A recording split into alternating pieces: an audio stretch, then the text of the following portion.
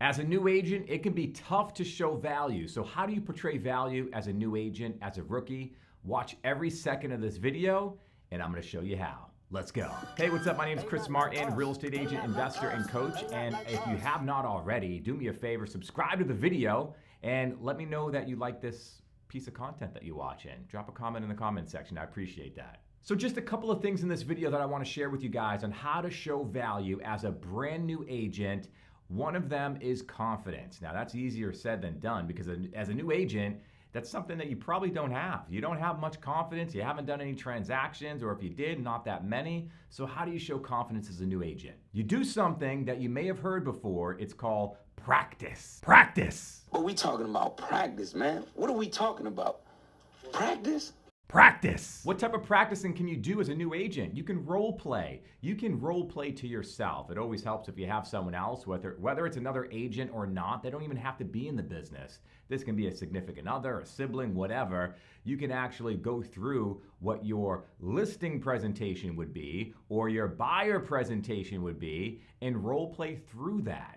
There's only a couple of objections that a buyer or a seller will have, and you will know those in advance. So if you're dealing with a seller, what are those objections? They can say, well, I'm not sure about the price that you recommend, or what's your commission? How are you gonna get my property sold? That's pretty much all that you're gonna have to deal with on a listing appointment. So if you get good at answering those questions, or even giving the information before those questions come up, you're gonna have a lot more control over that meeting. The great part about role playing is you can do this countless times before your actual appointment, whether it's your second, third, or you're a dozen appointments in. Even your first appointment, you can role play a bunch of times. So when you go on your first appointment, it doesn't have to feel like your first appointment. You would have gone through that situation already before, and you already know what to expect and how to handle it. Make sure you know your presentation inside and out. I have a listing presentation video on this channel, so make sure to watch that. Watch other people's listing presentation videos. Pull pieces in from this presentation, until you come up with a presentation that reflects you as an agent, and you role play that. You know that presentation inside and out. That way, when you go on a presentation, you're not off the cuff, freestyling. You have a canned presentation that you go in with and you kill it. You knock it out of the park every single time because you know it inside and out. If you were the one leading the conversation and you know where to go within that presentation, the perception is that you've done this before, even if it's your first time. Listen to this right here. If someone is asking you questions, you will always be on the defense, and that person will be controlling the conversation.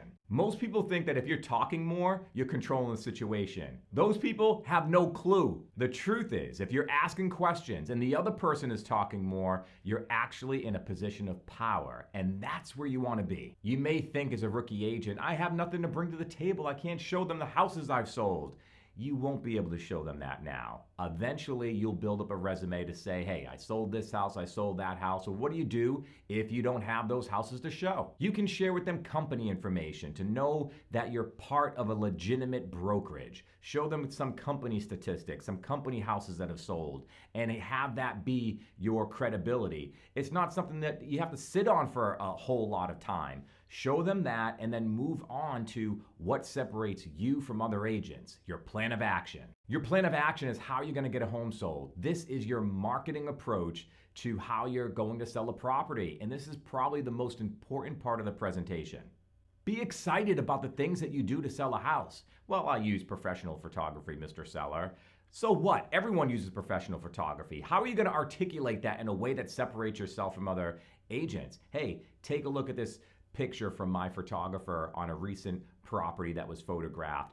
Look how the color stands out from, it almost pops off of the picture. It becomes almost a 3D image. This is how we're gonna make your property look. We're gonna use drone photography, Mr. Seller, in your property. Who cares? Everybody uses drone photography. How about saying something like this? We're gonna have a drone 500 feet above your property, taking all sorts of angles at an aerial view that's gonna make your property look off the charts. This is the stuff that you can let your personality shine on. Your experience will come after a property sold, and you can use that as an example to your next seller that you're sitting down with. Until that time, have your plan of action, have your delivery, have your enthusiasm lead every single presentation and every conversation that you have with the seller. Hey, I hope you enjoyed the video. If you have a question, leave it in the comments section or feel free to email me directly. I'd love to hear from you. I'll catch you guys in the next one. Peace. We talking about practice, man. They not like us. They not like us. They not like us.